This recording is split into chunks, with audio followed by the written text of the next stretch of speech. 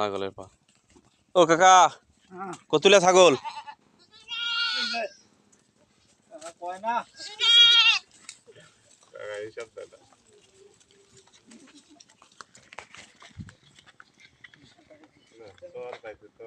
হ্যাঁ হ্যাঁ, সুবিধা।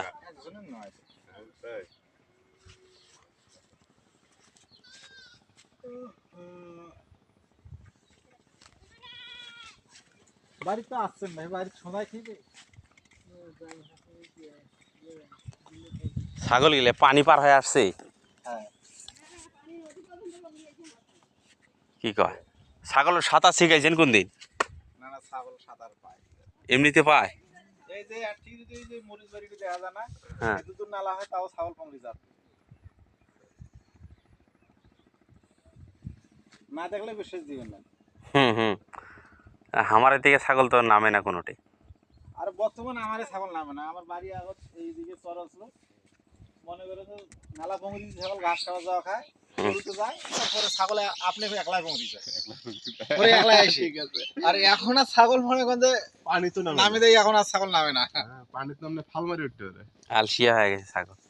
আর আমার ছাগলের খুব অভ্যাস আছে, ধরে এসে তোলাতে ঘাস খাবার, হুম। পানি টানি ফাটে ফুটে যায়। বেশ দোলা আছে না?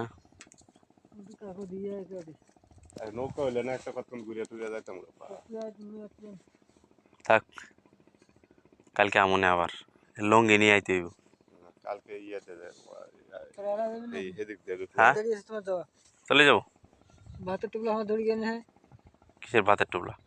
এই ভাতের টেবলার মতো এই সোজা রাস্তা যাবার না, হ্যাঁ, বাম ওই যে ডিগিটা আছে, ডিগিটার পাশে একটা মাদ্রাসা আছে, আমার ছোঁয়া পড়ে তো, এই ভাত দেবে সেই জন্য।